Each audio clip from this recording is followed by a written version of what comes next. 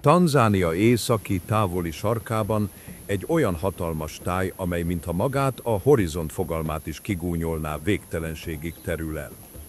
Az őslakos maszáj nép, akiknek az ősei generációk óta járják ezt a földet, a Siringet nevet adta neki, ami költői módon annyit jelent, hogy az a hely, ahol a föld örökké tart. Ez a Serengeti egy csaknem 5792 négyzetmérföldes UNESCO világörökség része, de sokkal több, mint egy park. Ez egy másik órán működő világ, egy ősi birodalom, ahol az élet és halál ősi ciklusai változatlanul forognak több mint 1 millió éve. Ez nem csupán egy állatmenedék, hanem bolygónk egyik utolsó valóban érintetlen ökoszisztémája, és a fennmaradása a napsütötte talaj alatt rejtőző titoktól függ, ami ezt a földet rendkívüli vitalitással ruházza fel. Az nem a természet puszta véletlene, hanem a mély időkből visszanyúló geológiai és éghajlati erők hatalmas összefolyása. A Serengeti hatalmas termelékenységének, a döbbenetes életkoncentráció fenntartásának képessége a Föld erőszakos, vulkanikus szívéből származó ajándék. A szomszédos Ngorongoro kráterből és a távoli hatalmas Meru és Kilimanjaro csúcsokról a szél által értékes porként szállított, több ezer éves hamuhullás folyamatosan dúsította a talajt. Ez az ásványi gazdagság egyedülálló, az arid délkeleti síkságoktól a párás északnyugati dombokig húzódó csapadék mintával kombinálva a lehető legtermékenyebb füves pusztát hozza létre. Itt a fűfajták változatos közössége virágzik. A déli síkságokon lévő rövid, édes, tápanyagdús sporobolustól az északi erdőségekben lévő magasabb, durvább vörös zapfűig. Ez a geológiai termékenység a csendes, láthatatlan motor, ami mindent hajt, de hogyan válik a vulkáni por egy oroszlán mennydörgő üvöltésévé?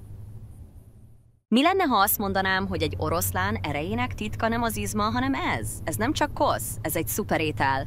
A vulkáni hamu hihetetlenül gazdaggá teszi a füvet ásványi anyagokban, így a kontinens legtáplálóbb étele jön létre. Az az energia, amely több mint 1 millió gnu üzemanyagául szolgál, és cserébe az oroszláné, amely vadászik rájuk, épp itt kezdődik. Ez egy csillagporra épülő tápláléklánc. Ez a termékeny talaj az első kimondatlan láncszem egy epikus méretű táplálékláncban.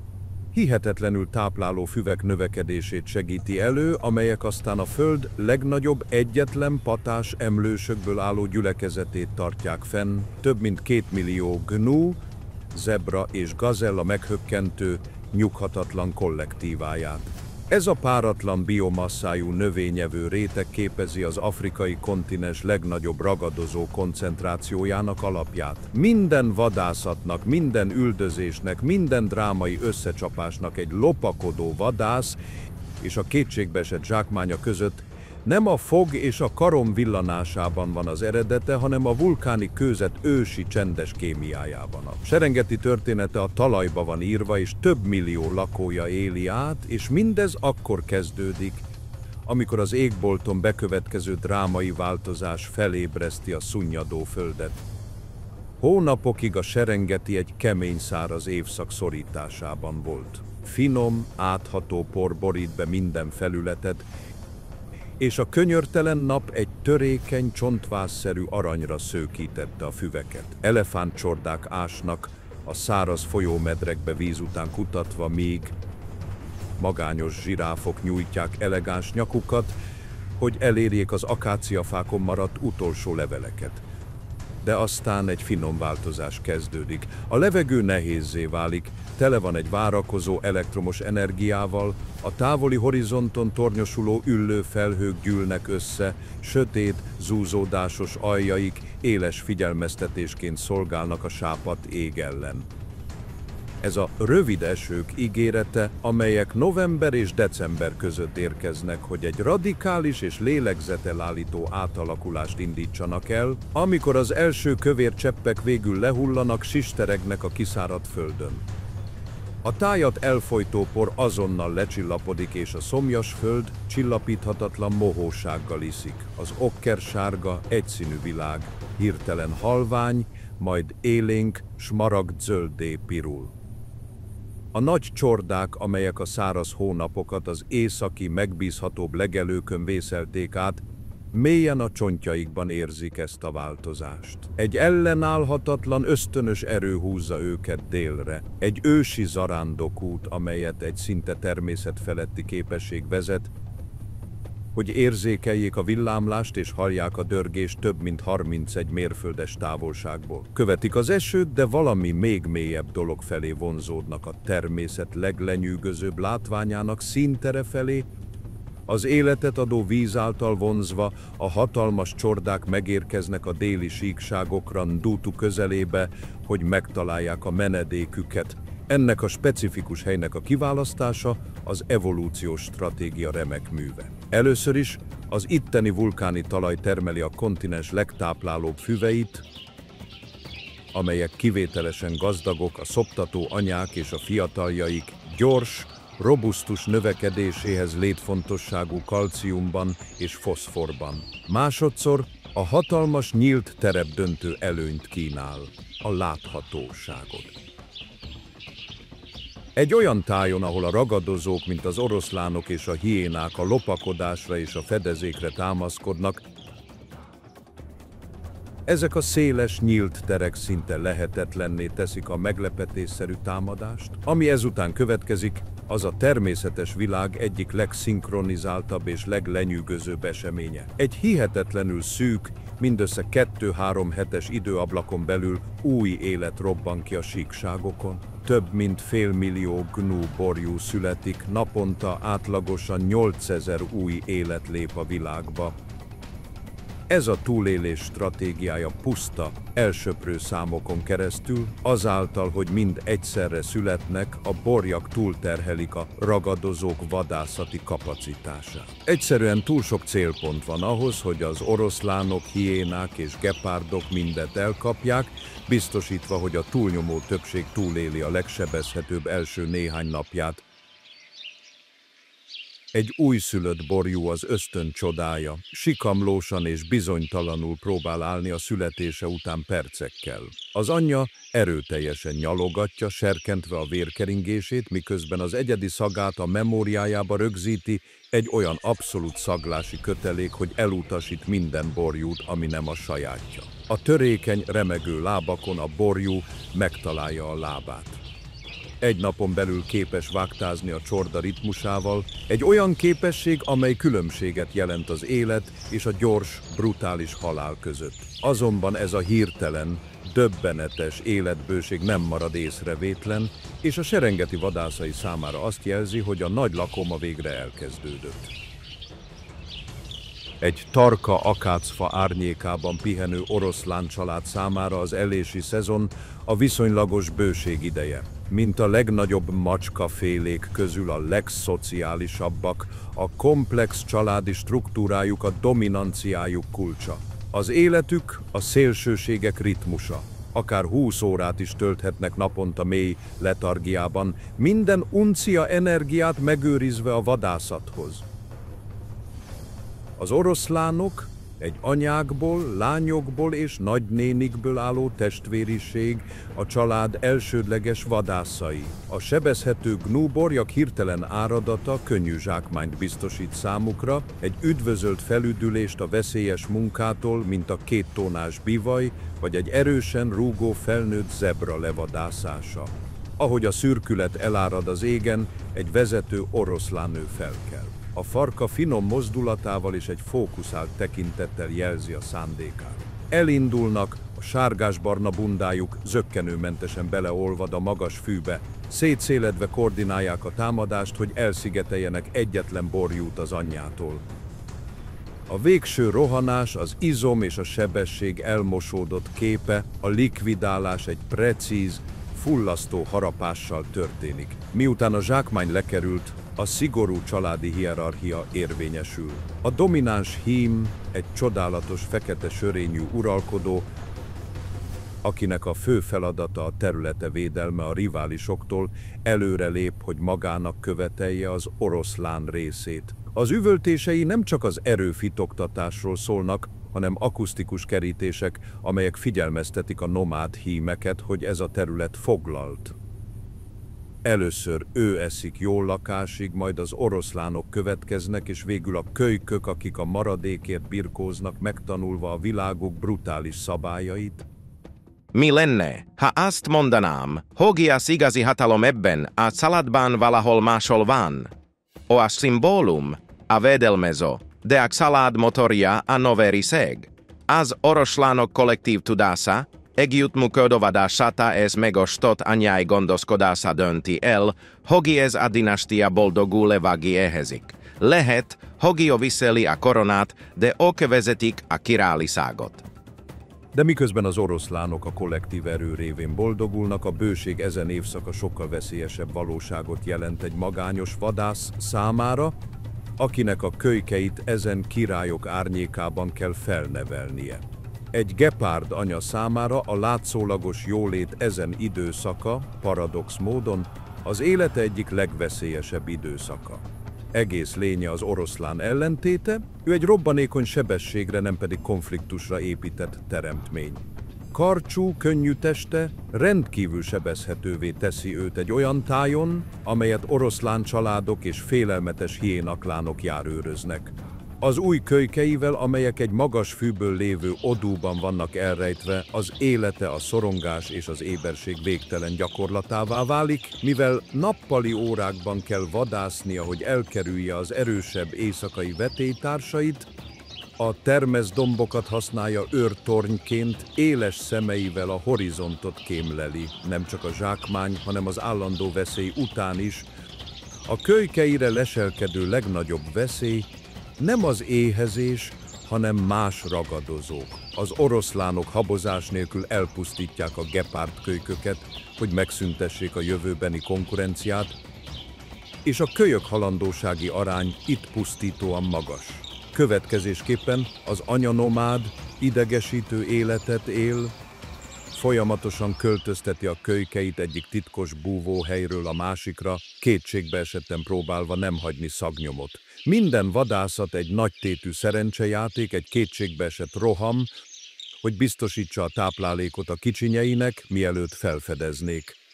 A gepárd anya számára a zöld évszak nem ünnep, hanem a bátorság könyörtelen próbája, ahol a vonalának jövője a legesleggyengébb szálon függ. A hosszú füvekben és az árnyékos erdőségekben egy másik vadász is lapul, akit gyakran félreértenek, de kíméletlenül profi, a foltos hiéna. A hiéna messze nem puszta dögevő, hanem a Serengeti legsikeresebb nagyméretű húsevője. Nagy, összetett klánokba szerveződnek, amelyeket szigorú anyajogi hierarchia ural, és egy félelmetes alfa nőstény vezeti őket. Híres huhogó nevetésük valójában egy nagy távolságú hívás, amelyet a klántagok összehívására használnak vadászathoz vagy a hatalmas területük védelmére. Az ellési szezonban a hiénák elemeikben vannak, főleg éjszaka vadászva, hidegrázó koordinációval működnek, és a gnúcsordák széleit tesztelik a gyengeség bármilyen jele után kutatva.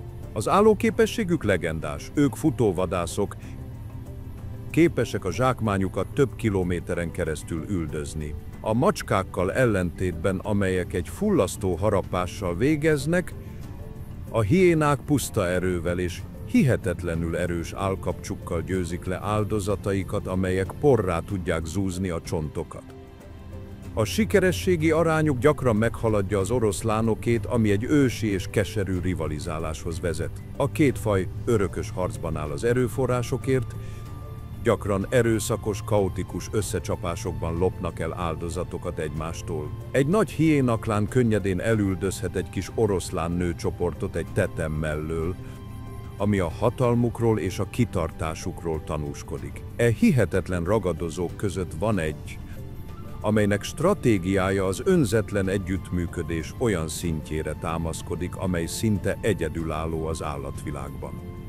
Az afrikai vadkutya, amelyet kaleidoszkópszerű bundája miatt néha festett farkasnak is neveznek, a síkságok múló szelleme. A kritikusan veszélyeztetett fajnak a Serengetiben való jelenléte értékes és ritka látvány. Szorosan összetartó falkákban élnek, amelyek egyetlen szuperorganizmusként funkcionálnak, és egy alfa pár vezeti őket. A vadászataik, a csapatmunka és a kommunikáció csodái, madárszerű csiripeléseket használnak a mozgásai koordinálására, miközben kiűzik és üldözik a gazellákat. Karcsú testük az állóképességre, nem csupán a sebességre épült.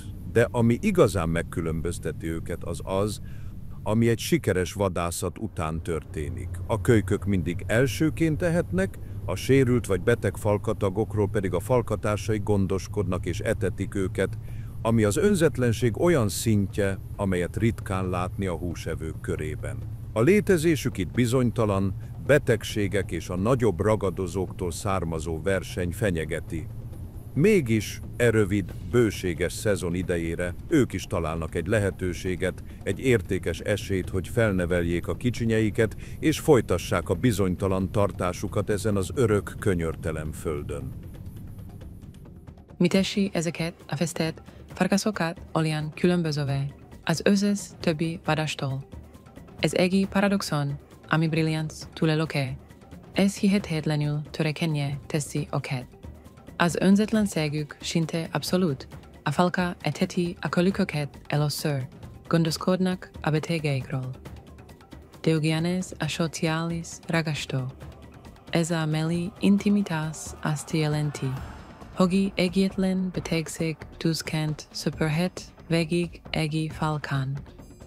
A legnagyobb eredjük egyben a legnagyobb sebeshetőségük is. Bár a nagy vándorló csordák magukra vonják a világ figyelmét, a Serengeti az állandó lakosok hatalmas tömbjének is otthona, amelyek mindegyike saját okos stratégiával rendelkezik az egész éves boldoguláshoz. Az erdőségekben elszórva elegáns impala csordák mozognak folyékony kecsességgel. Ezek az antilópok sokoldalú táplálkozók képesek váltani a friss fű legelése és a levelek rákcsálása között, ami egy olyan alkalmazkodási előny, amely lehetővé teszi számukra, hogy boldoguljanak, amikor a táj megváltozik. A tenyészidőszakban az akácfa ligetek a domináns hímek durva, ismétlődő röfögését visszhangozzák, ahogy hevesen védelmezik a területeiket. Elsődleges védekezésük az ezeket az erdőségeket kísértő gepárdok és leopárdok ellen a robbanékony mozgékonyság elképesztő bemutatása. Fenyegetés esetén magas, kiszámíthatatlan ívekben törnek a levegőbe, egy kaotikus balett, amelyet arra terveztek, hogy teljesen összezavarjon egy üldöző ragadozót. A magasabb füves pusztákon találjuk a topit, egy nagy, jóképű antilopot, amelynek bundáján jellegzetes lilás ragyogás van, mint a kent bőrön. A topikat rendkívül társas lények, és gyakran látni egy magányos egyedet, amint egy magas termeszdomb tetején áll, sztoikus őrszemként, emelkedett helyzete parancsoló kilátást nyújtva a környezetre. Ez a viselkedés megbízható biztonsági mutatóvá teszi őket, és más legelő állatok, mint a varacskos disznók és a zebrák, gyakran megnyugvást találnak a nyugodt jelenlétükben. Mint tiszta legelő állatok, a zöld évszak az ő idejük a kulcsfontosságú zsírtartalékok felépítésére, amelyek a következő sovány hónapok elviseléséhez szükségesek. De még őket is eltörpíti a fajuk legkolosszálisabbja, az óriás eland, egy elkerülőbb és erősebb lakos. Ezek a félénk behemótok kis csordákban vándorolnak, csodálatos spirálos szarvaik félelmetes védelmet jelentenek. A legtöbb más szarvasmarhafélével ellentétben ők hatalmas ugrók, képesek könnyedén átugrani a 2 méter magas akadályokat, ami meglepő kecsesség egy ilyen hatalmas állattól. Azonban nem minden lakos engedheti meg magának, hogy ennyire eltávolodjon a síkságok éltető elemétől, különösen amikor a száraz évszak közeleg. Az életet adó vízfolyások és mocsarak közelében a bozontos szőrű vízi antilop gyakori látvány. ahogy a neve is sugallja, a vízhez van kötve, amit azonnali menedékként használ a ragadozók elől. Zsíros, vízhatlan váladék borítja durva szőrét, ami jellegzetes pésmaillatot kölcsönöz neki, ami a pletykák szerint nem ízlik egyes vadászoknak, bár a serengeti oroszlánjai és hiénái készséggel vadásznak rájuk, ha alkalom adódik. Miközben a helyi növényevők boldogulnak, a zöld évszak népesség robbanást indít el az ökoszisztéma minden szintjén, egy életzűrzavart, amely a talajból az ég felé emelkedik. A levegő a madarak hívó hangjaival vibrál. A koritúzok, Afrika legnehezebb repülő madara, szárnyas dinoszauruszként lépdel a síkságokon, míg a hosszú lábú, kígyász keselyű a fűben lopakodik, méregtelen kígyókat gyilkolva le lábainak erőteljes, karateszerű taposásával. Mindezek felett egy rovarhadsereg dolgozik. A tornyosuló termeszdombok, mint földi katedrálisok, több millió apró mérnököt rejtenek, amelyek levegőztetik a talajt. Mégis a legfontosabbak a ganásdúró bogarak. Ezrekben érkezve szállnak le a nagy csordák friss ürülékére, fáradhatatlanul elgörgetve és elásva a trágyát. Ez a látszólag szerény cselekedet monumentális fontosságú, újrahasznosítva a létfontosságú tápanyagokat a földbe, és biztosítva, hogy a síkságok termékenyek legyenek, amikor a csordák visszatérnek. De a visszatérés még messze van, mert egy ősi és ellenállhatatlan ösztön már elkezdett kavarogni az 1 milliós csordán belül. Április és május felé, ahogy a hosszú esők végre elállnak, tapintható nyugtalanság telepszik meg a gnuk felett. A déli síkságok, amelyek az élet ilyen hihetetlen robbanását tartották fenn, elkezdenek kiszáradni, és a szomjúság első kínjai egy ősi ösztönt gyújtanak be. A csordák egyre nagyobb tömeggé olvadnak össze, mozgásuk megállíthatatlanul az északnyugat felé tolódik. A levegő, amelyet egykor az újszülöttek bégetése töltött meg, most a gnubikák torokhangú krákogó bőgésétől zümmög, ahogy a párzási időszak elkezdődik. Ideiglenes területeket hoznak létre, amelyeket vad intenzitással védenek, és az összecsapó szarvak hangja visszhangzik a tájon. A versengő, hormonális energia ezen hulláma kollektív lendületet hoz létre, egy dagadó és épülő életáradatot, amely készen áll arra, hogy több mint 1 millió állatot hajtson a legmegerőltetőbb útjuk felé. A bőség évszaka véget ért, és egy nagy kitartási próba készül elkezdeni. A táj átalakulása éles és abszolút. A dús zöld szőnyeg okkersárga és arany árnyalatokba fakul. A levegő elvékonyodik, port hordozva. A ragadozók számára ez a változás halálos előnyt hoz. A gyérnövényzet kiváló álcázást kínál, ami sokkal könnyebbé teszi a lesből támadást. A világ átláthatóbbá, veszélyesebbé vált. A nagy csordák számára ez egy epikus utazás kezdetét jelenti, amely majdnem 621 mérföldön áttart majd. A látvány olyan méretű, ami dacol a felfogással. Az állatok oszlopai, amelyek néha egy meghökkentő 25 mérföldön át húzódnak, könyörtelenül haladnak tovább, egy mennydörgő életfolyam, amely több mint 1.200.000 gnúból és 300.000 zebrából áll. Ez nem egy rendezett felvonulás. A vándorlás egy folyékony, néha kaotikus jelenség, amelyet egy kollektív intelligencia hajt, a víz és a friss legelő kétségbeesett, szüntelen keresése. Ebben a káoszban a gnúk és a zebrák közötti szimbiotikus kapcsolat kritikus. A zebrák gyakran vezetnek, emésztőrendszerük jobban fel van szerelve a keményebb füvek kezelésére, hatékonyan lenyírva azokat, hogy feltárják a gnúk által preferált rövidebb, táplálóbb hajtásokat.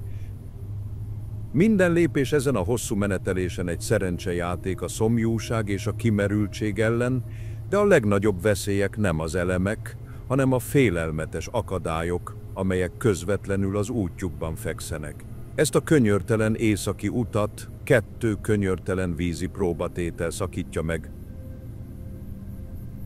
amelyek a gyengéket, az időseket és a szerencsétleneket elválasztják az erősektől. Az első a Grumeti folyó, de északabbra még nagyobb kihívás vár. A Mara folyó, ez szélesebb, mélyebb és alattomosabb, egy utolsó akadály, amelyet át kell kelniük, hogy elérjék a kenyai, Maasai Mara éltető legelőit.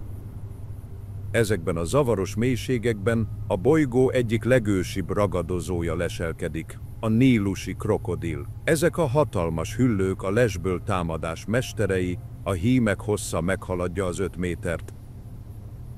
Az anyagcseréjük annyira lassú, hogy akár egy egész évet is várhatnak erre a lakomára. Az állkapcsuk, amely hihetetlen erővel képes becsattanni, nem tépésre, hanem egy vergődő áldozat elkerülhetetlen zúzó nyomással való megragadására van tervezve. Hüllőszerű türelemmel várnak, testük szinte teljesen a víz alatt, amíg el nem jön az igazság pillanata. Mindenki látja az átkeles erőszakoságát, de mi lenne, ha ez az éves káosz valójában egy krokodil hihetetlen hosszú élettartamának titka? Egy ilyen nagy hüllő nem engedheti meg magának, hogy minden nap vadásson. Az anyagcseréje egy lassan egotus. Ezért vár. Ez az egyetlen. Hatalmas lakoma. A 4 millió állat beáramlása az, ami lehetővé teszi számára, hogy a másik 11 hónapban túléljen. Ez egy teljes évre szóló energia, amit egyenesen a küszöbére szállítanak. A feszültség a folyópartokon tapintható dolog. A csordák napokig gyülekeznek egy ideges, lögdösödő tömegben, amíg a hátulról jövő nyomás vagy néhány egyén puszta kétségbeesése ki nem váltja az átkelést. Abban a pillanatban, amikor elszánják magukat a vízre, pánik robban ki. A folyó vergődő végtagok őrületébe kavarodik, ahogy a krokodilok vakító sebességgel vetik előre magukat, és a hírhedt, halálos forgással a felszín alá rántják a zsákmányukat. A költség rendkívül magas, 4 millió gnu és 30 000 zebra pusztul el a vándorlás során ragadozás, fulladás vagy a pánikrohamokban való agyontaposás miatt. Ám a krokodilok nem az egyetlen folyami titánok, amelyekkel szembe kell nézniük. A folyó egy másik óriásnak is otthona, akinek higgadt megjelenése veszélyesen agresszív természetet takar. A víziló. Napközben nagy csoportokban gyülekeznek, de ezeket a látszólag nyugodt gyülekezeteket egy merev hierarchia szabályozza. A domináns bikák hevesen védik a folyó szakaszaikat hihetetlen agresszióval, hatalmas szemfogaikat fegyverként használva. Egy megijedt vagy területvédő víziló egy újabb réteg halálos káoszt adhat az amúgy is veszélyes utazáshoz, egy olyan vízi kesztyűfutást hozva létre, amelyből sokan soha nem fognak felbukkanni. Miközben a nagy vándorlás kolosszális méretű látványosságként dübörög a tájon keresztül, a távozása egy átalakult világot hagy maga után. A vibráló zöld törékeny, napbarnított arannyá fakul, és mély csend telepszik a síkságokra. De ez nem egy üres föld. A számtalan faj számára, amelyek nem vesznek részt a tömeges kivonulásban, az élet folytatódik, és a száraz évszak, a rugalmasság, az intelligencia és a specializált alkalmazkodás végső próbájává válik.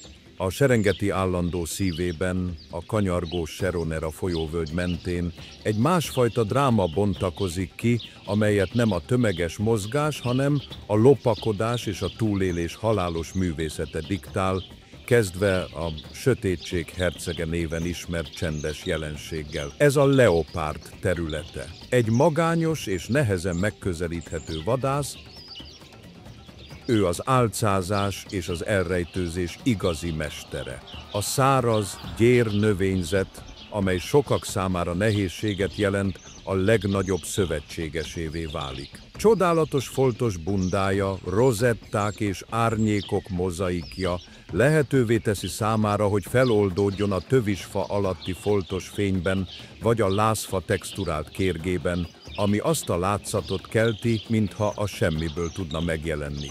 A vadászati technikája a türelem és a robbanékony erő mesterkurzusa. Órákig mozdulatlanul fekhet, figyelve egy impalacsorda vagy egy magányos Thomson gazella mozgását.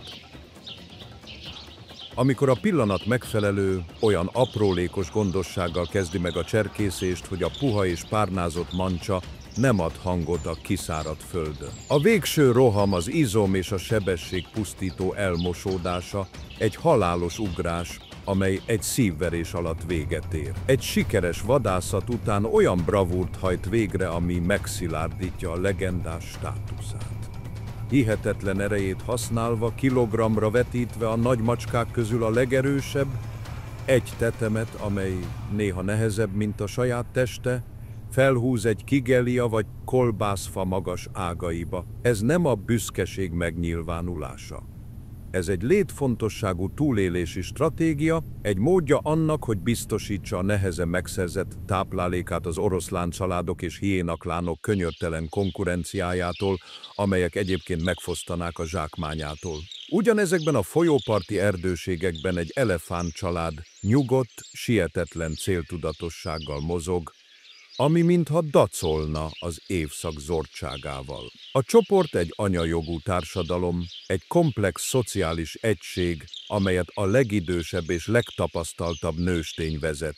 Ő több, mint egy vezető, ő a csorda kollektív memóriájának élő tárháza, egy létfontosságú tudásbank, amely tartalmazza a rejtett vízforrások pontos helyeit, amelyeket generációkon keresztül adtak tovább, és ez a tudás a túlélésük kulcsa a szárazság tetőpontján. Az intelligenciájuk mély, a társadalmi kötelékeik hihetetlenül összetettek, ami nyilvánvaló abban, ahogyan a kicsinyeiket nevelik és a halottaikat gyászolják. Hatalmas távolságokon keresztül kommunikálnak alacsony frekvenciájú dörmögések, vagyis infrahangok segítségével, olyan rezgésekkel, amelyek a földön keresztül terjednek, és teljesen halhatatlanok az emberi fül számára. A száraz évszakban jótékony ökoszisztéma mérnökökké válnak. Erős agyaraikat és lábaikat használva ásnak az ideiglenes folyók homokos medreibe, hogy a felszín alatti vízhez jussanak, kutakat hozva létre, amelyek számtalan más állat szomját oltják, a páviánoktól és varacskos disznóktól a madarakig és rovarokig, jóval azután, hogy a szelíd óriások továbbáltak. Ők a túlélés építőmesterei, tetteikkel egy olyan világot tartanak fenn, amely messze túlmutat a saját családi egységükön. Eközben az ikonikus akáciafákkal tarkított hatalmas síkságokon egy kis zsiráfcsoport békés elszigeteltséggel rákcsál. A rendkívüli magasságuk az evolúciós mérnöki munka csodája, exkluzív hozzáférést biztosít számukra egy olyan élelemforráshoz, amely szinte az összes többi növényevő számára elérhetetlen. Az akáciafák levelein lakmároznak, amelyeket a gonosz tövisek erődje hevesen védelmez. Hosszú, fogó nyelveik, amelyek kemények és ügyesek, tökéletesen alkalmazkodtak a tövises védelem navigálásához. De a magasságuk többet tesz, mint csupán élelmet szolgáltat. A szavanna természetes őrszemeivé alakítja őket. Magas kilátópontjuk lehetővé teszi számukra, hogy nagy távolságból észrevegyék egy oroszlán farkának finom rezdülését a fűben, vagy egy gepárd lopakodó közeledését. Egy zsiráf magas riadó készültségű testtartása, merev teste, a horizontra szegezett intenzív tekintete, egy világos és egyértelmű veszélyjelzés, amelyet más, sebezhetőbb fajok, mint a zebra és a gnú megtanultak értelmezni és bízni benne. A hímek, akiket bikáknak neveznek, egy egyedi és erőszakos harci formában vesznek részt, az úgynevezett nyakazásban, a fejüket és a rendkívül erős nyakukat élő bunkóként használva a dominancia és a párzási jogok megszerzésére. Egy zsiráf erős lábainak rúgása összetörheti egy oroszlán koponyáját, ami egy félelmetes védekezés, amelyet még a vadállatok királya is óvakodik kipróbálni. A Serengeti napégete szívében, ahol a nagy vándorlás továbbált és mély csend telepszik a síkságokra, az élet egy koncentráltabb, intenzívebb formában folytatódik.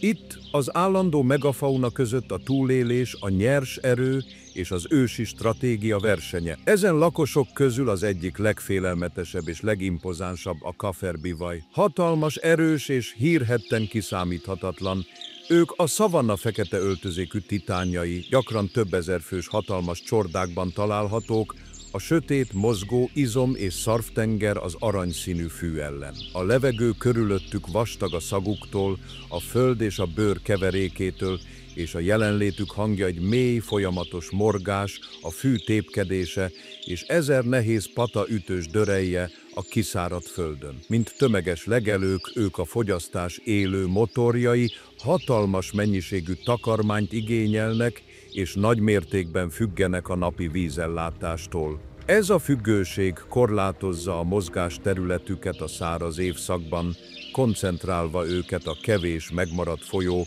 és sáros itatóhely közelébe, bőrüket gyakran vastag védő, daga sárréteg borítja. Elsődleges védelmük a számuk elsöprő ereje, egy kollektív tudat, amely az állandó fenyegetéssel szemben alakult ki. Amikor egy oroszláncsalád fenyegeti őket, az egyetlen jelentős természetes ragadozójuk, egy bivajcsorda, egy figyelemre méltó védekező stratégiát hajt végre, amely ösztönből és tapasztalatból született. Egy félelmetes, áthatolhatatlan frontot alkotnak, egy élő falat, éles szarvakból és hatalmas 2000 font súlyú testekből.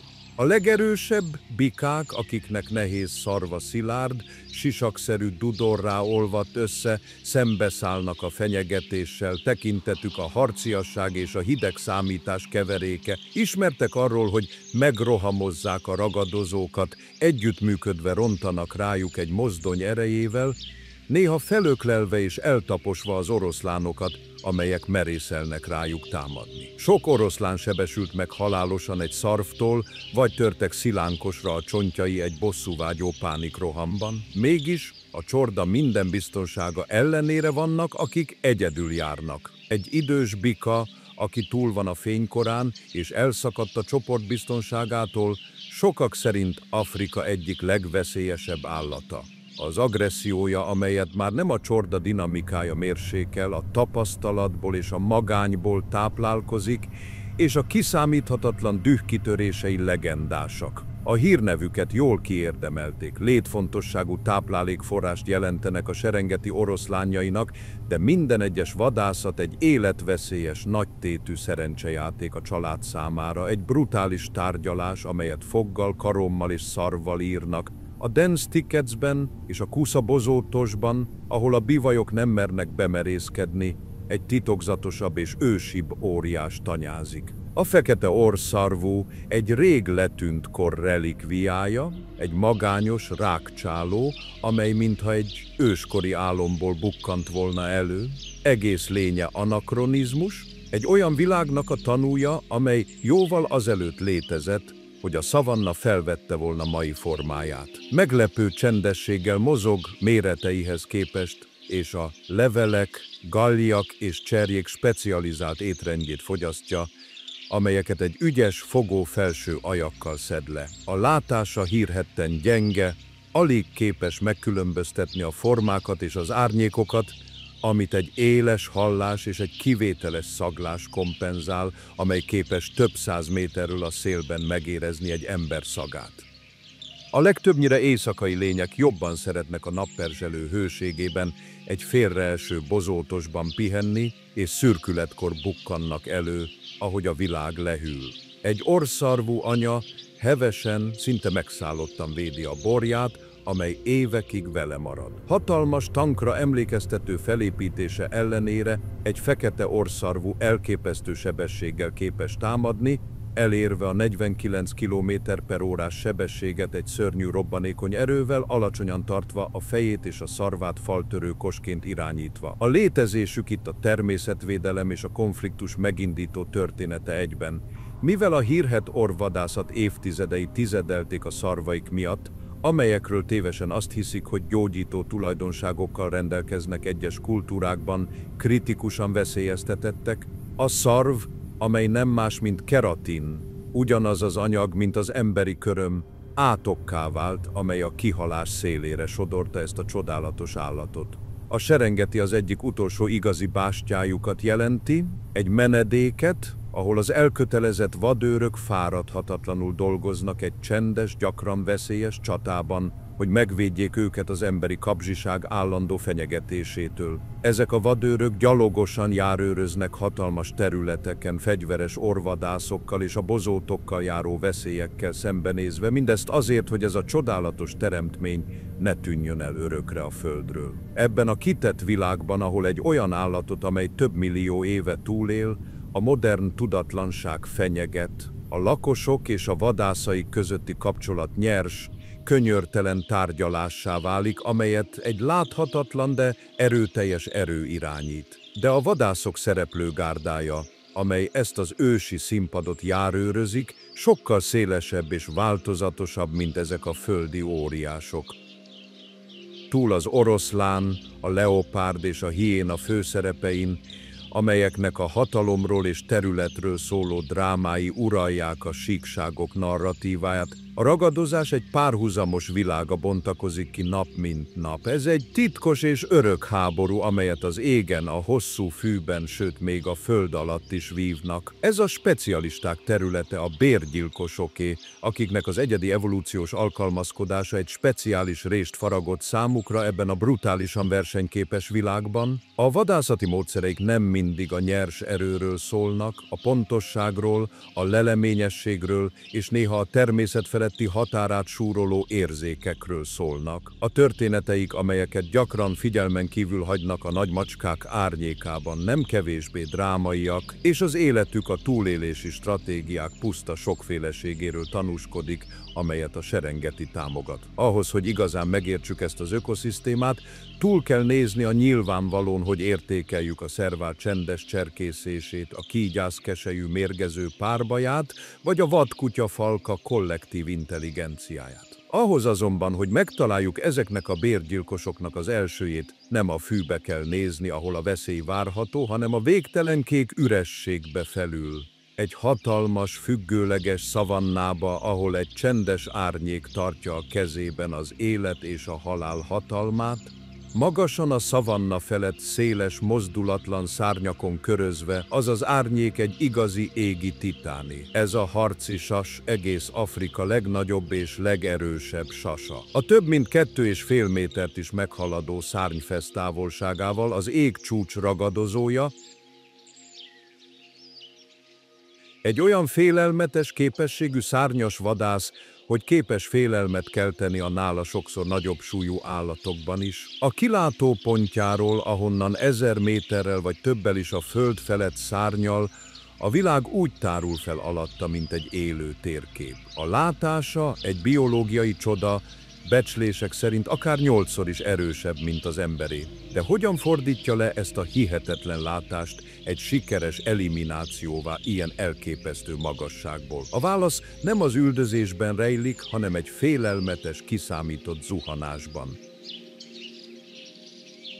Miután befogta a célpontját, összecsukja a szárnyait, és egy kontrollált, csendes lecsapásba kezd, egy sötét alakként zuhanva az égből óriási sebességgel. A támadásának utolsó pillanatai az aerodinamikai pontosság és a nyers erő látványa.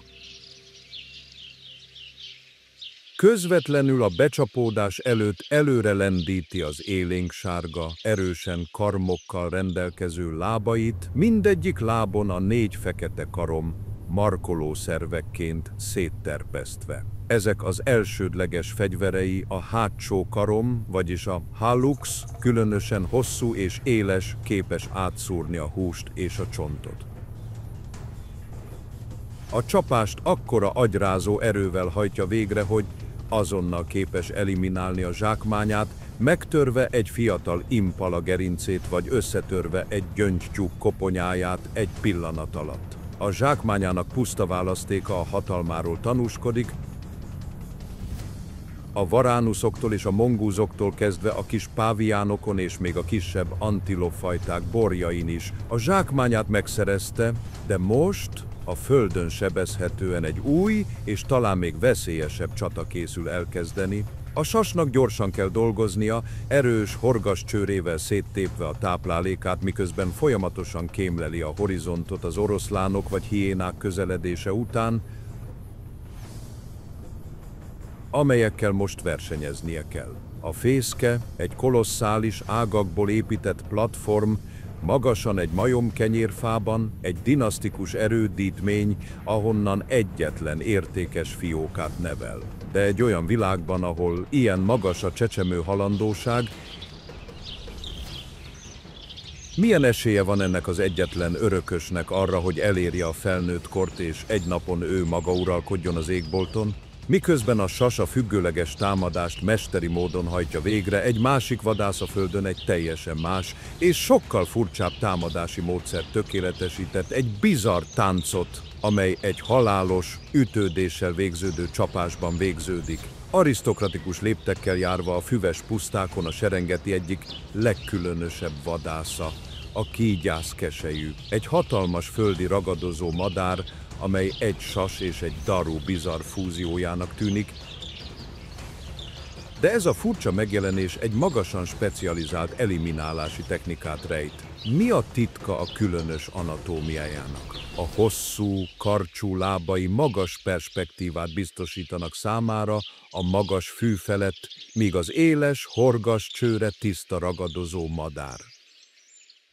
A legfeltűnőbb tulajdonsága a hosszú fekete tollakból álló tollbokréta, amely a feje hátuljáról ered, és állítólag a 19. századi jogi titkárokra hasonlít, akik tollakat dugtak a parókájukba, de semmi írnoki nincs a céljában itt. Ez a madár a kígyóevés mestere. Szembenéz Afrika leghalálosabb hüllőivel, olyan lényekkel, amelyek képesek eliminálni egy bivajt. Hogyan reménykedhet egy madár, amely csak a lábaival van felfegyverkezve, hogy megnyerjen egy ilyen veszélyes párbajt? Amikor megtalál egy kígyót, a kényelmes sétája feszült, kiszámított haláltáncá válik. A madár a nagy szárnyait pajzsként és figyelemelterelésként használja, szétterpesztve azokat, hogy összezavarja a kígyót, míg a vastag lábpikkelyei bizonyos védelmet nyújtanak. Az eliminálási technikája a biomechanika csodája, egy sor hihetetlenül gyors, erőteljes taposást mérve a kígyó fejére és gerincére.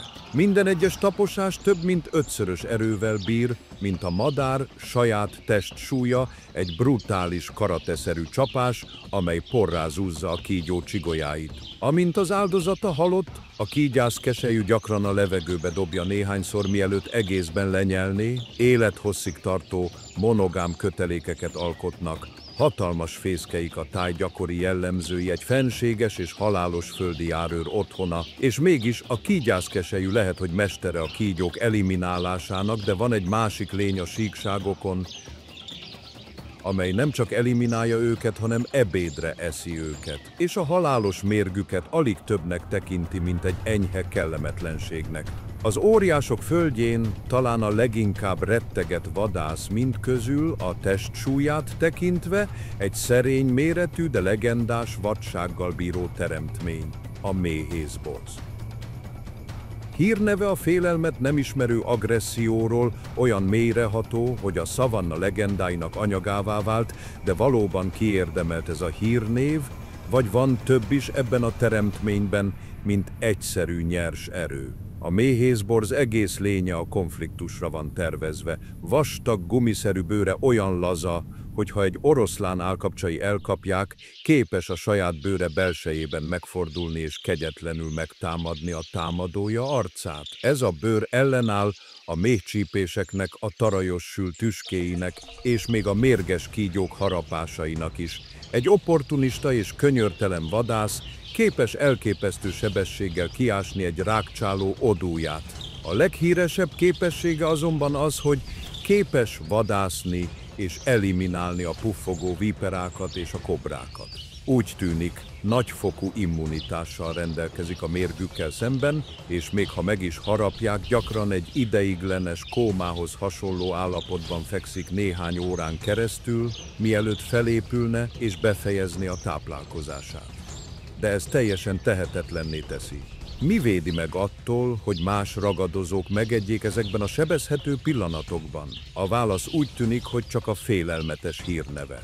A másik legendás tulajdonsága a méhmutató madárral való partnersége, amely állítólag a méhészborzot egy vadon élő méhkashoz vezeti. A borz ezután feltöri a méhkast, hogy lakmározzon a lárvákból és a mézből, hátrahagyva a maradékot a madárnak. De valódi szövetség ez, vagy az egyik élőlény manipulálja a másikat a túlélés egy okos játékában?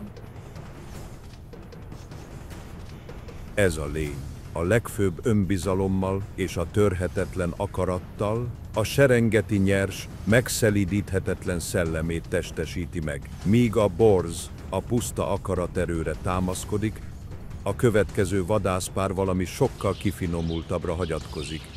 Olyan éles érzékekre, amelyek a természet feletti határát súrolják, a nagy családok észrevétleneként egy másik, finomabb macskaféle vadászat zajlik folyamatosan. Ezen specialisták közül a legelegánsabb a szervál, egy macska, amely mintha teljes egészében lábakból és fülekből állna, egy furcsa és finom kialakítás egy ragadozó számára. Milyen hihetetlen előnyt biztosítanak ezek a bizarr arányok a fű végtelen tengerében? Karcsú teste a méretéhez képest a leghosszabb lábak tetején helyezkedik el, lehetővé téve számára, hogy belásson a növényzeten. A legfigyelemre méltóbb tulajdonságai azonban a hatalmas parabola antennászerű fülei, amelyek függetlenül foroghatnak és egy hiperérzékeny akusztikus hely meghatározó rendszerként működnek. A szervál inkább hang, mint látás alapján vadászik, intenzív koncentrációval hallgatva a legapróbb egérzörgést is, miután pontosan bemérte a zsákmányát, egy magas, ívelt ugrást hajt végre, a levegőbe katapultálva magát, és az első mancsával landolva hihetetlen pontossággal bénítja meg az áldozatát. Az unokatestvére, a karakal, a szárazabb erdőségek erősebb vadásza. Azonossága összetéveszthetetlen a füleinek hegyén lévő hosszú fekete szőrcsomóknak köszönhetően. Generációk óta vitatják a céljukat, ez egy titok, amit a karakal magának tart. A karakal igazi zsenialitása az elképesztő akrobatikus képességében rejlik. Erős hátsó lábai képesek kilőni őt több mint 3 méter magasra a levegőbe álló helyzetből. Egy olyan képesség, amely lehetővé teszi számára, hogy egy olyan dimenzióban vadásszon, amiről más macskák csak álmodhatnak, maga a levegő. Egy karakal felriaszt egy gyöngytyúk-csapatot, és hihetetlen mozgékonysággal a közepükbe ugrik, több madarat is kiütve az égből. Mégis a serengeti sikeres vadászai nem mind macskás kecsességre vagy halálos ugrásra támaszkodnak, néhányan a családi hűség, a társadalmi leleményesség és egy olyan étrend kombinációja révén boldogulnak, ami meglepne téged. A kutyafélék családját a Serengetiben több képviseli, mint csupán a vadkutya. Közülük a legbájosabb a lapátfülű róka. Vadász, mégis a fogai nem a hús tépésére valók. Róka, mégis az elsődleges zsákmánya nem egy nyúl vagy egy madár. Akkor mit vadászik ez az enigmatikus lény a hatalmas radarra emlékeztető füleivel? A válasz a rovarok. A lapátfülű róka elsősorban rovarevő. Az étrendje termeszekből, ganajtúró bogarakból és a lárváikból áll.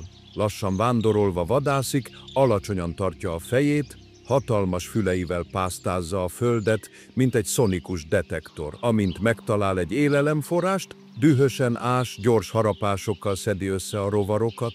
Szelíd, rendkívül társas lények, akiknek a léte a nagy növényevő csordákhoz kötődik, mivel a vándorlás nyomán hátramaradt, trágya és felkavart talaj paradicsomot teremt a rovarok számára, amelyektől függenek. Egy sokkal feltűnőbb lakos a sújtásos sakál.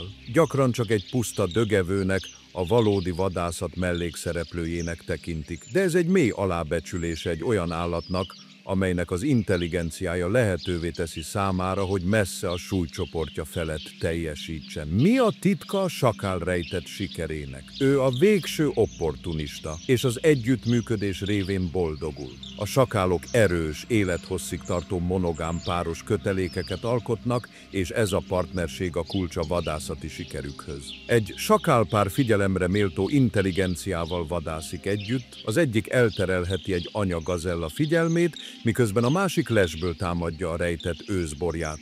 A vakkantásaik az afrikai éjszaka egyik legjellemzőbb hangja, egy olyan állat hangja, amely bebizonyítja, hogy a Serengetiben a siker legalább annyira a ravasság és a családi hűség, mint a nyers erő révén határozható meg.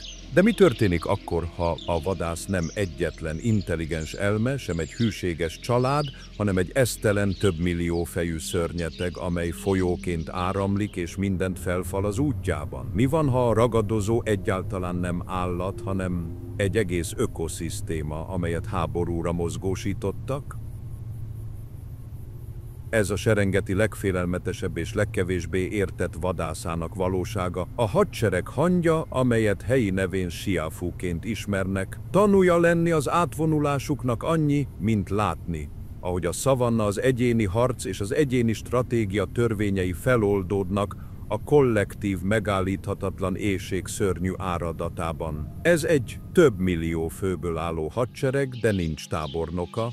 Van egyetlen falánk étvágya, de nincs központi agya. Hogyan létezhet egy ilyen teremtmény, nemhogy vadásszon ilyen félelmetes hatékonysággal?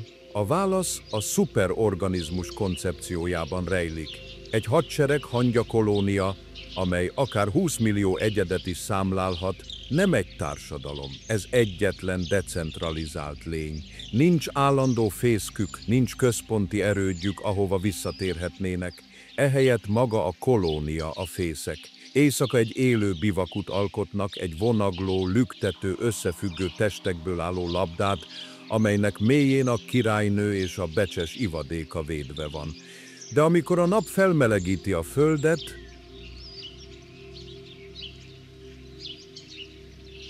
ez az élő struktúra feloszlik, és elkezdődik a vadászat.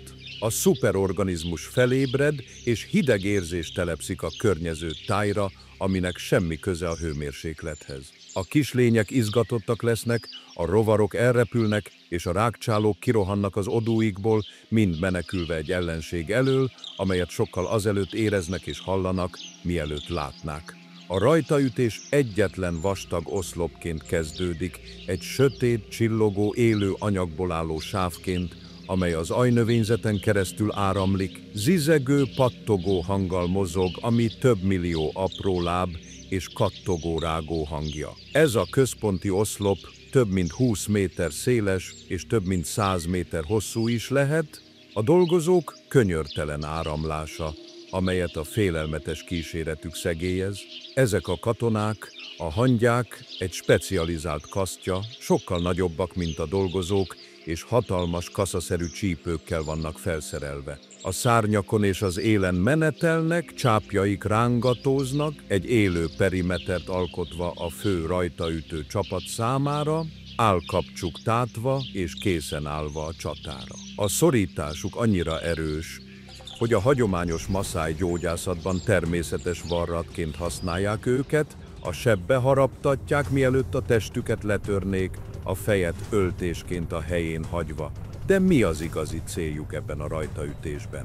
Nem csak őrök, ők a nehéz lovasság, a rohamcsapatok, akiknek a szerepe az, hogy mozgásképtelenné tegyék és feldarabolják a kisebb dolgozók számára túl nagy zsákmányt. Bármi, ami a fő raj útvesztőjébe kerül, nem menekülhet.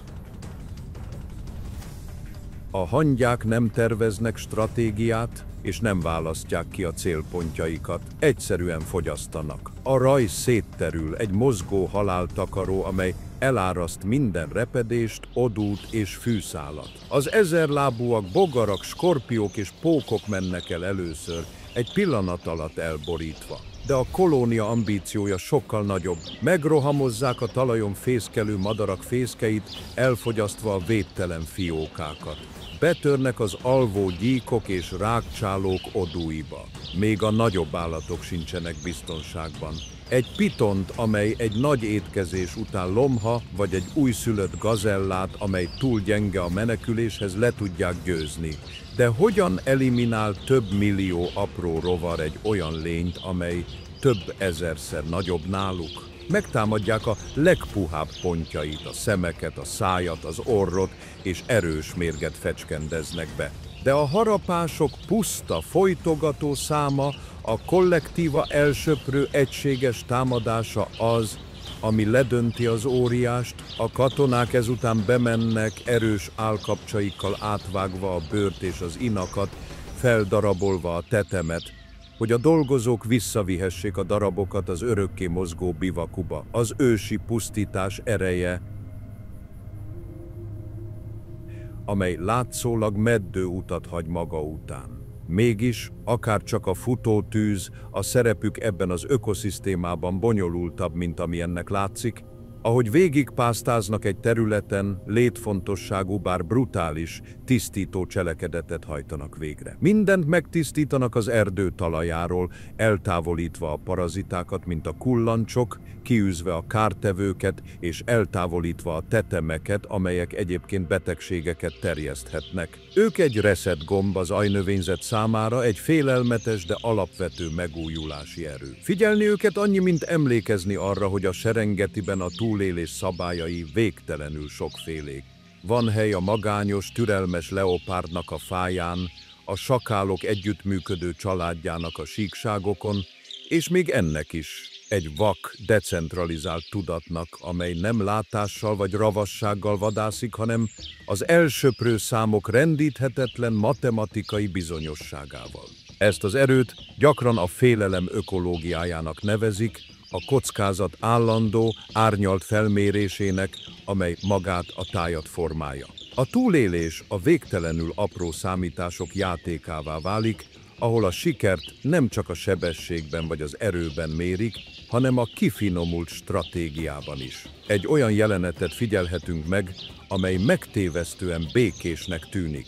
Egy vegyes zebra és gnú csorda a nyugalom látszatával legel csupán néhány száz méterre egy oroszlán családtól, amely az árnyékban szúnyókál. Ez nem tudatlanság, ez egy precíz és létfontosságú energiakalkuláció. Ha minden ragadozó láttán pánikszerűen megugranának, az a drága energia katasztrofális pazarlása lenne, így egy törékeny fegyverszünetet tartanak fenn.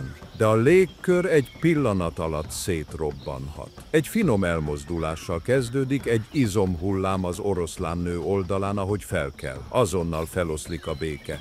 Feszültség hullám fut végig a csordán, 1000 fej van most felemelve, 1000 pár szem és fül irányul a fenyegető veszélyre.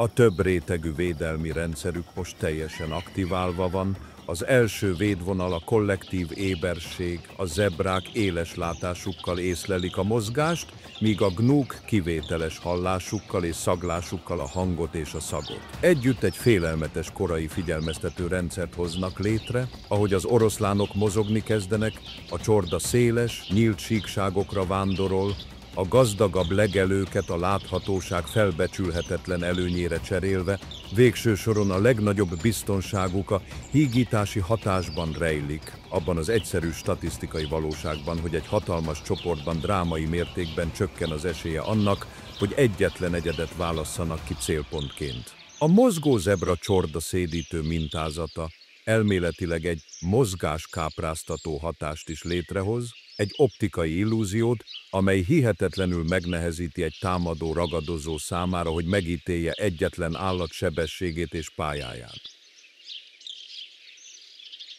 Ez a megállás nélküli élet-halál körforgás azonban állandó halálnyomot hagy maga után. Hogyan kerüli el egy ilyen méretű ökoszisztéma, hogy eluralkodjon rajta a bomlás? A válasz az ökoszisztéma alapvető és hatékony takarító csapatában rejlik. A puszta opportunistákon túl ezek a dögevők a létfontosságú higiéniai dolgozók, akik fenntartják az egész Serengeti egészségét. Ennek a csapatnak a legfélelmetesebb tagja a foltos hiéna.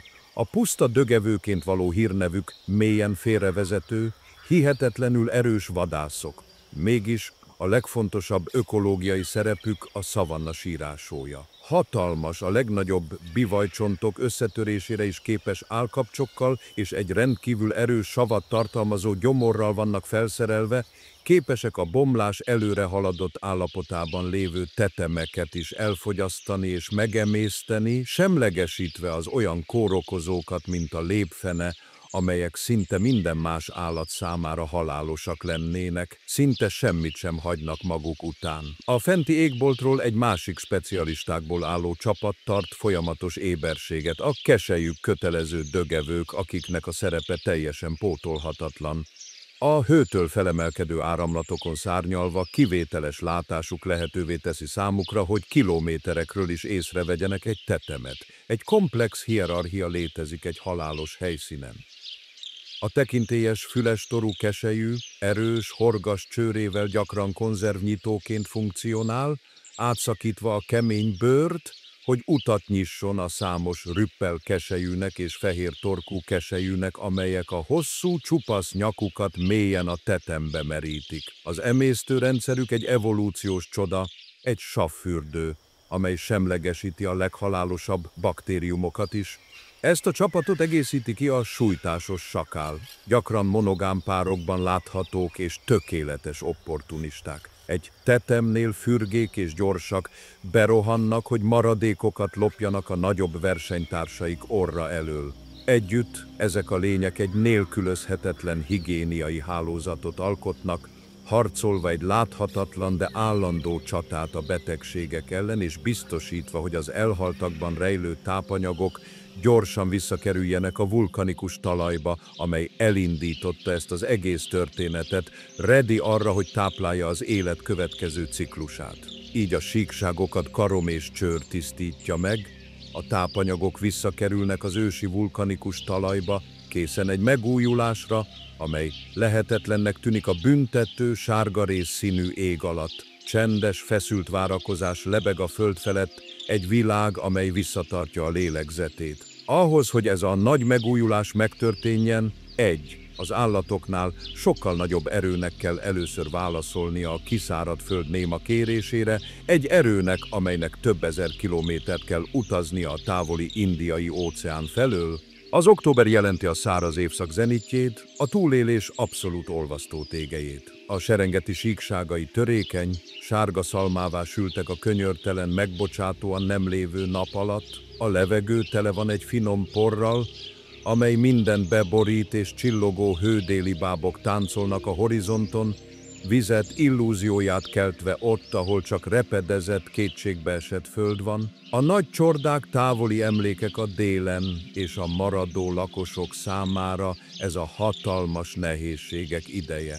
A Seronera folyó egy sor elszigetelt, zavaros medencére zsugorodott, ahol egy bizonytalan fegyverszünet uralkodik. Az elegáns zsiráfok, amelyek mozgása lassú és megfontolt az energia megőrzése érdekében, awkward sebezhetőségben terpesztik a lábaikat, hogy igyanak a hatalmas kafferbivajok mellett, amelyeknek a bordái kezdenek látszani a vastag bőrük alatt. Mély letargia száll a ragadozókra, az oroszlán családok szinte az egész idejüket a kevés megmaradt lombosfa árnyékában töltik, a lihegő lélegzetük sekély. Egy magányos gepárd, sovány, de örökké éber, egy termeszdombról kémleli a tájat, tudva, hogy minden üldözésnek kiszámított kockázatnak kell lennie, mivel egy sikertelen vadászat energiavesztesége halálos lehet. A Grumeti folyó sáros maradványaiban kolosszális nílusi krokodilok fekszenek tompultság állapotában, az anyagcseréjük csigalassúságra lassult,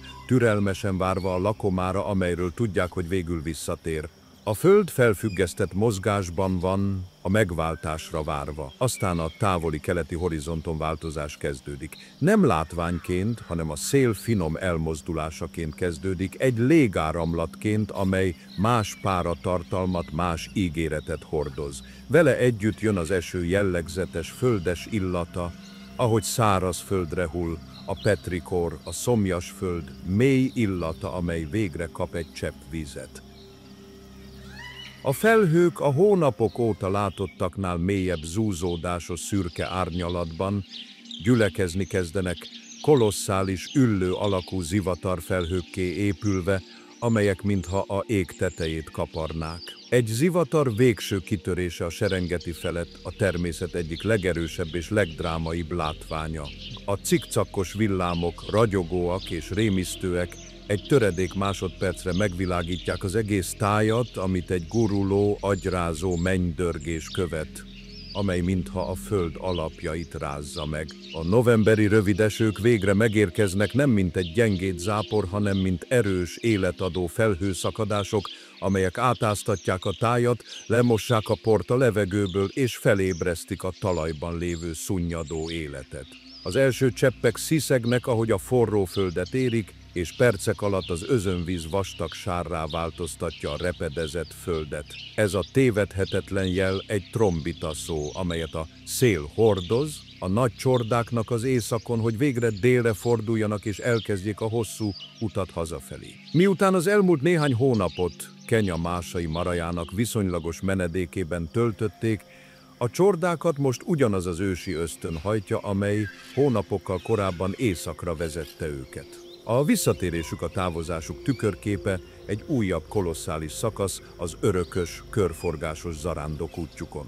Az útvonaluk a Lobo területén keresztül vezet a északi Serengetiben, a park egy rögös és kevésbé látogatott régióján, amelyet dombok, ősi gránit kopjesek és kiterjedt akáciaerdők jellemeznek. A vándorlásnak itt más karaktere van. Ez nem az a hektikus, kétségbeesett verseny a szomjúság ellen, amely az északra vezető útjukat meghatározta, nor is it the panicolt chaos of the river crossings. Ehelyett egy lassabb, fokozatosabb szétszóródás, egy nyugodtabb és magabiztosabb hazatérés. A zebrák szétszórt családi csoportjai, amelyeket mindegy domináns mén vezet, elkezdik megtalálni egymást és újra egyesülni. A mozgásuk hangja egy elégedett morgás, nem egy pánikroham. November végén és decemberben a gnúk és zebrák első oszlopai kezdenek visszatérni a déli rövidfüves síkságokra, arra a helyre, ahol az útjuk elkezdődött. Egy átalakult, újjászületett tájat találnak.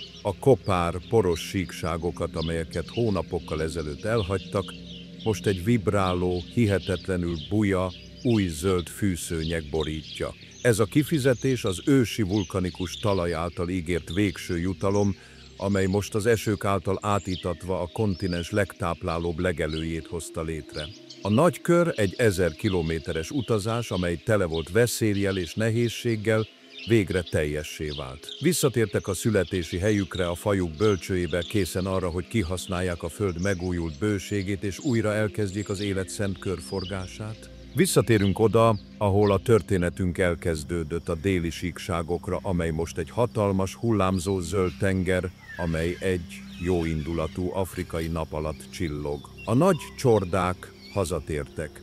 A hatalmas jelenlétük egy állandó, halk zümmögés, amely vibrál a levegőben, a több millió állat hangja, amelyek elégedetten legelnek, az útjuk végét ez a mély béke és bőség pillanata jelzi. A levegő tele van élettel. Vándorló madarak érkeztek olyan távoli helyekről, mint Európa és Ázsia. Elegáns fehér gólyák járőröznek a füves területeken rovarok után, és fecskefalkák káprázatos műrepülést végeznek a tiszta levegőben. A helyi állatok, mint a Thomson és Grand gazellák, simák és egészségesek, a saját fiataljaik a csorda biztonságában hancúroznak. Néhány héten belül a lenyűgöző szinkronitás látványaként a gnúborjak egy új generációja fog megszületni ezeken a síkságokon, az életük arra rendeltetett, hogy kövessék szüleik örökös útját. A Serengeti története ennek a mély és bonyolult kölcsönös függőségnek a története. Ez egy dinamikus, pulzáló rendszer, ahol minden egyes elem belsőleg és visszavonhatatlanul függ az összes többitől. Az ősi talajjal kezdődik, a porított vulkanikus kőzettel, amely az élet kémiai alapját biztosítja. Függ a szezonális esőktől, az égi motortól, amely diktálja mindennek a ritmusát, ami következik. A hatalmas csordák hajtják, a nagy átalakítók, amelyek a fű energiáját mozgássá és biomasszává alakítják, amely az egész ökoszisztémát táplálja. Ez az energia azután a ragadozók légióira áramlik, az együttműködő oroszlánokra, a magányos leopárdokra, a villámgyors gepárdokra, a kitartó hiénákra és az önzetlen vadkutyákra és a specializált folyami őrökre, mint a türelmes krokodil. Az egész rendszert a mindig éber dögevők szabályozzák és tartják egészségesen, A szárnyaló keselyűktől a szerény ganajtúró bogarakig, akik biztosítják, hogy semmi sem menjen veszendőbe. Minden üldözés, minden születés, minden halál egy tranzakció az energia hatalmas, kölcsönösen függő gazdaságában. A túlélés harca, amely olyannyira meghatározza ezt a helyet, a végén nem egy háború, nyertesekkel és vesztesekkel. Ez egy folyamat. Ez a hatalmas alkotóerő, amely minden viselkedést formál, minden társadalmi köteléket kovácsol, minden ösztönt csiszol, és a bolygó egyik utolsó igazi természeti csodájának motorját teljes kapacitással működteti. Ez egy erőteljes és megalázó emlékeztető, hogy a természet engedhetetlen logikájában soha semmi sem vészel igazán, még a halál véglegességében is ott rejlik a megújulás biztos és abszolút ígérete. A kör teljes, de soha nem áll meg a forgásban. Ahogy nézzük, egy újszülött gnúborjú, sima és bizonytalan, megteszi az első remegő lépéseit. Vékony lábai megtalálják a talajt ugyanazon a vulkanikus talajon, amely több millió éven keresztül táplálta az őseit, és a sötét, ártatlan szemeiben tükröződik a hatalmas, felhőkkel teli ég, amely a következő esőket ígéri, biztosítva, hogy bár ez a fejezet véget ér, a Serengeti történetének nincs utolsó oldala. Miután megtapasztaltuk a Serengeti drámáját, az életet ez a halál. Mi az egyetlen lecke, amit ez a föld tanít nekünk, az Hogi a túlélés harca, egi felrértés. Nem arról szól, Hogi egyének nyernek. Arról szól, Hogi az egész rendszer fennmarad. Az oroszlán, a gnú, a fú, a készelyű. Mind egyetlen, lélegző organizmus reszély. Minden halál az energia átadása, amely biztosítja. Hogi az egész dolog megérjen egi újabb napot. Az igazi győzelem itt maga a körforgás.